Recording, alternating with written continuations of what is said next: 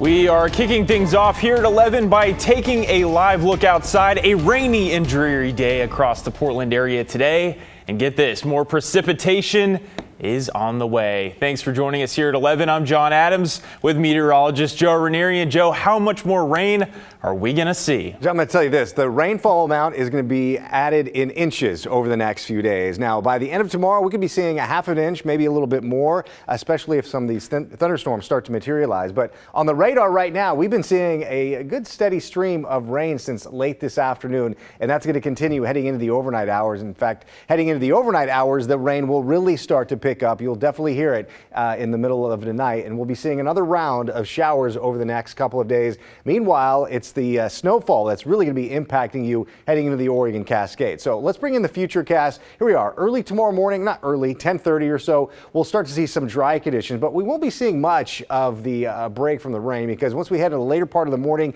and the afternoon, those showers will continue. What I'm also paying close attention to are some of these cells that are popping up on the futurecast with some oranges and some reds. Those could be those thunderstorms that really move into the forecast over the next couple of days. Now I want to talk about the mountains, because the Oregon Cascades will be under a weather impact alert heading into tomorrow and Monday. Heavy snow throughout the Oregon Cascades. There's also a winter storm warning in place throughout the mountains as well. Heavy snow basically from tomorrow all the way into Monday afternoon, Monday night. So rainfall amounts over the next 24 hours or so. This is what we could be picking up overnight, basically a third of an inch of rain. And then by the end of tomorrow, we'll be looking at close to a fourth, maybe a half of an inch of rain, just about as much of that along the Oregon coast. A little bit more, though, throughout parts of the central and southern part of the Willamette Valley. Again, the higher amounts, that could be because of some thunderstorms in the forecast. I'll talk more about that in just a few minutes. All right, Joe, those rain gauges are filling up.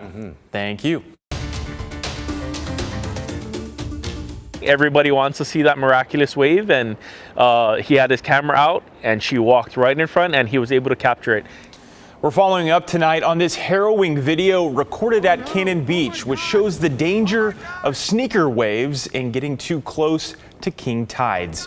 A beachgoer captured this from the top of a dune as a woman apparently got caught off guard and was pummeled by the surf. And we want to let you know it appears that woman was able to eventually walk out of the water on her own. Alma McCarty went to talk with first responders and the man who recorded that video about the risks. No. And this video shot on Thursday shows exactly why. The water started coming up towards her. She noticed it. She turned around, and just as she was trying to get away, those waves grabbed onto her. Oh no! Oh my God! Oh my God! The man behind the camera, Mike Ball, visiting Cannon Beach for the very first time.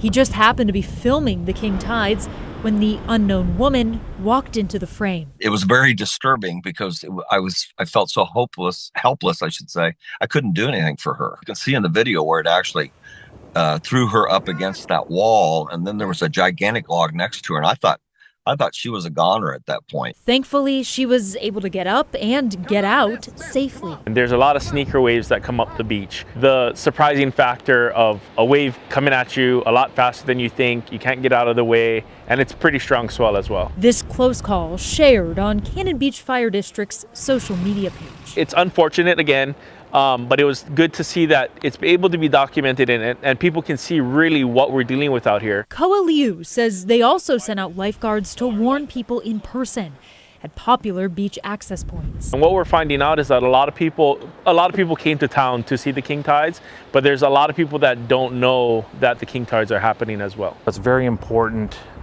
that people be safe here. Police Chief Rob Schultz also weighing in. Mother Nature's not something you want to mess with. And the water is so powerful, you might think you're a good swimmer or could stand up in it, but it'll knock you down quick and take you out. He recommends checking out the tide charts before venturing out anywhere along the coast and calling 911 if someone gets caught in a scary situation like this one. Come on, miss, come on. I don't think she intentionally was trying to get into a precarious position. She was just very innocent in her just taking a walk. Fortunately, everything worked out okay. Alma McCarty, KGW News. And now a safety reminder for people visiting Oregon's trails, especially with those early sunsets we're seeing. A pair of hikers were rescued in the Columbia River Gorge last night after they were stranded in the dark on the Larch Mountain Trail. It took nearly 24 searchers to find them and guide them and their dog safely down the trail. We are hearing more from a St. Helens graduate that is credited for tipping off law enforcement about 2 teachers who have now been arrested on sex abuse charges. Doug Weaver now lives in St. Louis, Missouri, but was able to report the comments received from a video he posted on TikTok about his experience at St. Helens High School. The messages detailed alleged sexual misconduct from teachers in the district. Choir teacher Eric Stearns and retired teacher Mark Collins were arrested and charged this week after a 2-month investigation. Weaver says this type of behavior has long been a problem in the district. There's always been those teachers there that just feel predatory, that feel unsafe, that you warn the incoming freshmen, stay away from these teachers, don't be alone with these teachers. Stearns and Collins both appeared in court earlier this week and both pleaded not guilty. In just the past few days, the high school principal and district superintendent have been placed on leave, and the school board chair has resigned amid pressure from parents and students. New tonight, one man is seriously hurt and another in custody after a fight Friday night in the Kearns neighborhood. Portland police were called just before midnight to a bar off of Northeast Lawrence Avenue in Sandy Boulevard. They learned that the suspect, 28-year-old Abraham Bravo, allegedly hit the victim with a glass, leaving serious neck wounds. That victim is in the hospital and is expected to survive. Detectives asked that any other witness reach out to Portland police. Now to a bit of a scary incident for some workers Friday morning when a man stole their delivery truck with someone in the cargo area. Beaverton police say this was caught on surveillance video around 4 Friday morning at a warehouse in Milwaukee. One worker was in the back of the truck, and when it started to move, she hung on as stuff fell out and smashed on the ground, and eventually she jumped off. She told us today she couldn't believe what was happening. Not in complete shock, but somewhat of a denial, because I was like, oh, maybe I forgot to put the brake, or did I leave it in drive? They just started driving. Authorities say employees tracked the vehicle to Beaverton using an AirTag and called police.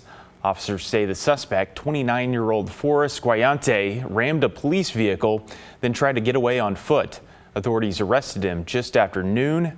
He's now in jail, facing charges that include hit and run.